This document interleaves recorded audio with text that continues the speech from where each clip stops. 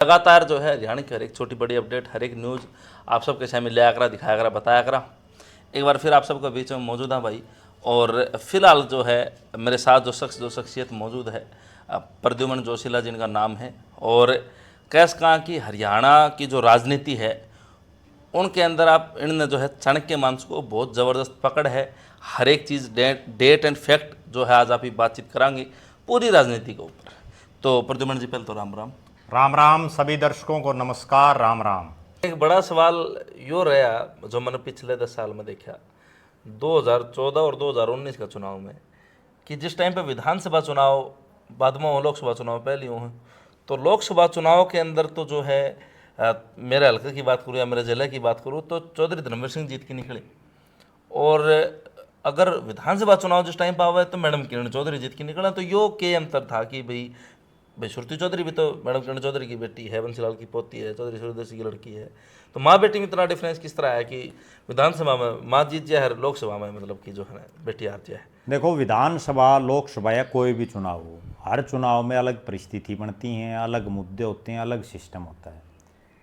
धर्मवीर सिंह जो जीते हैं तीनों बार, वो तीनों बार मोदी की लहर, राव इंद्रजीत के साथ और सहयोग और धर्मवीर सिंह के साथियों की जो मेहनत है उसके बलबूते पर जीते, इसमें कोई दो राय नहीं जी। जबकि श्रुति चौधरी के साथ समस्या ये है कि जब वो लोकसभा का चुनाव लड़ती हैं, बिल्कुल क्लियर बात ये है कि कांग्रेस में धड़ेबंदी, गुटबाजी बड़ी चरम सीमा पर। तो जो श्रुति चौधरी के एंटी जो धड़ा होता था वो उनकी उस सतर पर मदद नहीं करता था, और उसी का ये परिणाम है कि उन हल्कों में आप देखो बुरी हाल हुई है।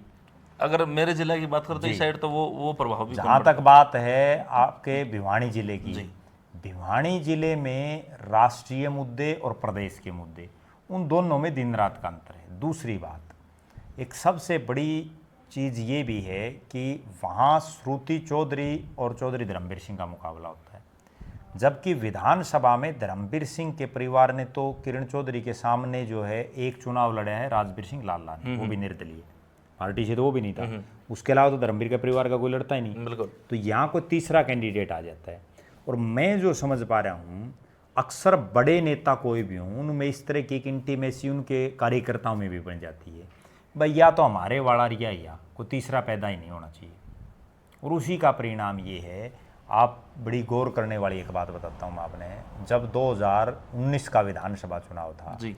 तो बहुत बड़े स्तर पर उन लोगों ने किरण चौधरी का साथ दिया था जो लोकसभा के चुनाव में धर्मवीर सिंह के साथ थे। देखा था ना आपने? बहुत लोगों ने ज्वाइन भी किया था। वो केवल और केवल यही चीज़ है कि भाई कोई तीसरा पैदा नहीं हो।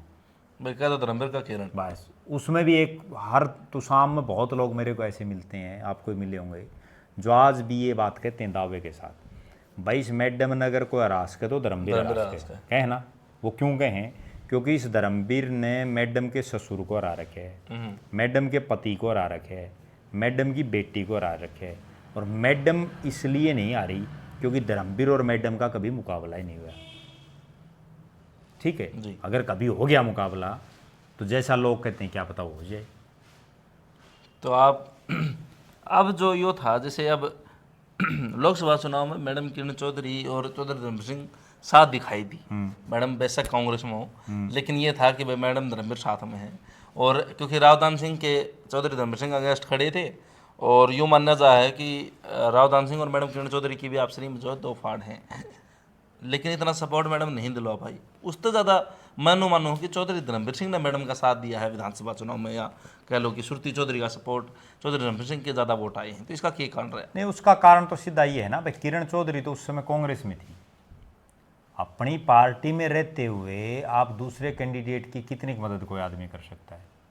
और वो चीज़ तो माननी है। रावदान सिंह ने भी बार बार ये कहा है कि भाई कहाँ गड़बड़ हुई, तो उसने तो कहा है कि तुसाम भाई तुसाम में गड़बड़ हुई। नाम तो नहीं लिया उसने, लेकिन बोला तुसाम वाले ने गड़बड़ करी है, तो सीधा इशारा किरण चौधरी की तरफ है।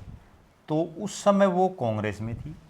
धर्मवीर सिंह अब बीजेपी का सांसद, और बीजेपी में एक बड़ी खास बात ये है कि बीजेपी अपने सांसदों को उसने बाकायदा जिम्मेदारी दे रखी थी कि वे अपने अपने एरिया में पूरा जोर शोर से जुटो। तो धर्मवीर सिंह ने उनकी मदद भी की है, हालांकि फिर भी 2 सीटें नहीं जीत पाई, जी, साथ पे रह गया मामला। और वो 7 भी 2-3 सीटें तो ऐसी थी जहाँ कांग्रेस ने टिकट वितरण गलत कर दिया, इसलिए वो 7 आ गई। आगे।